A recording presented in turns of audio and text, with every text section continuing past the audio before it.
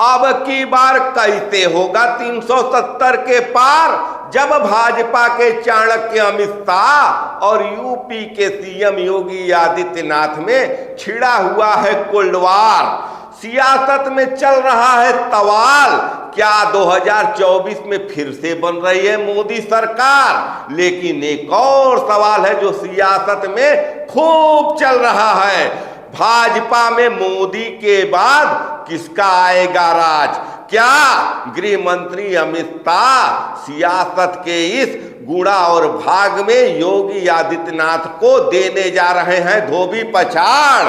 फिलहाल तो ऐसा ही दिख रहा है, योगी आदित्यनाथ न चाहते हुए भी ओम प्रकाश राजभर को अपने कैबिनेट में मंत्री बनाने के लिए मजबूर हो गए।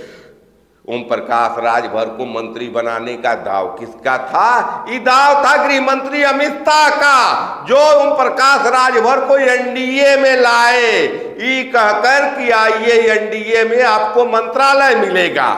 लेकिन पिछले 9 महीने से मंत्रालय के लिए ओम प्रकाश राजभर को योगी आदित्यनाथ दौड़ाते रहे। लेकिन आखिरकार लोकसभा 2024 के चुनाव की अधिसूचना जारी होने के पहले थक हार कर मजबूरी में योगी आदित्यनाथ को फैसला लेना पड़ा और ओम प्रकाश राजभर को अपने कैबिनेट में एडजस्ट करना पड़ा। सियासत में आज के तारीख में क्या क्या चल रहा है, उत्तर प्रदेश के संदर्भ में, अमित शाह के संदर्भ में और योगी आदित्यनाथ के संदर्भ में, आज के वीडियो में मैं इन सब बातों से पर्दा हटाने जा रहा हूं।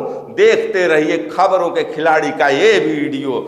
नमस्कार, मैं पंकज कुमार सिंह और आप देख रहे हैं खबरों के खिलाड़ी। हम आपको बताने जा रहे हैं कि दिल्ली का रास्ता यूपी से होकर जाता है, ये हर कोई जानता है, क्योंकि यूपी में 80 सीट है लोकसभा की और इन्हीं 80 सीटों में थोक के भाव में विजय मिला है भाजपा को 2014 में और 2019 में, और 24 में भी उम्मीदें हैं कि यूपी एक बार फिर थोक के भाव में सांसद देने जा रहा है।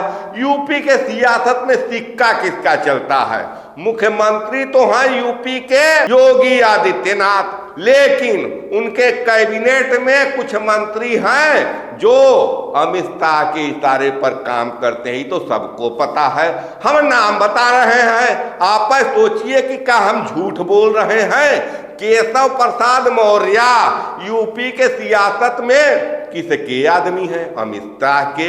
ब्रजेश पाठक ये भी डिप्टी सीएम हैं, ये भी अमित शाह के हैं। जतिन प्रसाद कांग्रेस से लाए हैं इनको अमित शाह भाजपा में, ये भी अमित शाह के हैं। अब अमित शाह के 2 और मंत्री आ गए हैं, ओम प्रकाश राजभर और दारा सिंह चौहान। तो सरकार योगी आदित्यनाथ की और उनके कैबिनेट के सहयोगी अमित शाह के बारे में तो हर कोई जानता है कि वो राज्यों के सरकार पर नियंत्रण रखते हैं। इसीलिए भजन लाल शर्मा को राजस्थान का मुख्यमंत्री बनाया गया, मोहन यादव को मध्य प्रदेश का मुख्यमंत्री बनाया गया। लेकिन अमित शाह की दाल उत्तर प्रदेश के मुख्यमंत्री योगी आदित्यनाथ पर नहीं गल रही है। ब्यूरोक्रेसी में भी अमित शाह का हस्तक्षेप होता है राज्यों में, और संगठन पर भी उनका ही नियंत्रण चलता है। लेकिन एक समानांतर सरकार चलाने की उनकी आदत भी रही है। लेकिन चाह कर भी योगी आदित्यनाथ पर नियंत्रण नहीं लगा पा रहे हैं अमित शाह। ये भाजपा का जो गृह युद्ध है, इसकी चर्चा दिल्ली से लेकर लखनऊ तक, गाजीपुर बलिया से लेकर मुजफ्फरनगर, मेरठ, अलीगढ़, हर जगह चलती है। लेकिन भाजपा का कार्यकर्ता इस बारे में खुलकर कुछ बोलता नहीं है। लेकिन ये लड़ाई कहीं न कहीं मोदी के बाद कौन, इसी के लिए है। लखनऊ में पहले कहा जाता था कहावत राजाओं का, पहले आप लेकिन यहाँ सियासत में पहले आप नहीं, तुम पीछे चलो, पहले मैं। तो इसी तर्ज पर ये जो सियासत चल रही है, इसमें फिलहाल तो बाजी अमित शाह के हाथ में लग गई है। अमित शाह ओम प्रकाश राजभर को मंत्री बनवा चुके हैं, लेकिन देखना बहुत ही दिलचस्प है कि क्या योगी आदित्यनाथ, जो कि एक ही अधिकारी के बूते, अपने चंद लोगों के बूते ही उत्तर प्रदेश के सरकार पर जो नियंत्रण स्थापित किए हैं, और सियासत में वो मनोहर लाल खट्टर, भजन शर्मा, मोहन यादव नहीं बने हैं, कहीं न कहीं चुनौती बने हुए हैं भाजपा के चाणक्य अमित शाह के सामने कि मोदी जी के बाद आएगा तो योगी ही। इसी तर्ज पर चल रहे हैं, और उत्तर प्रदेश की जनता भी है, कह रही है कि मोदी के बाद योगी।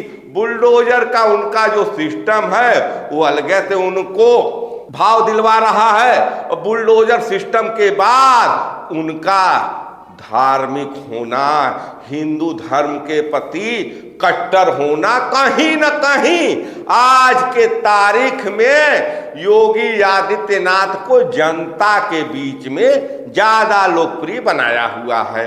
और कई जो लोकप्रियता है, इसी लोकप्रियता से डरे हुए हैं अमित शाह, इसीलिए संगठन पर, ब्यूरोक्रेसी पर अपना नियंत्रण रखकर योगी आदित्यनाथ को मात देना चाहते हैं। तो जो सह और मात का खेल चल रहा है भाजपा के अंदर, ये किसी टीवी मीडिया में आपको नहीं देखेगा, लेकिन ये लड़ाई चल रही है।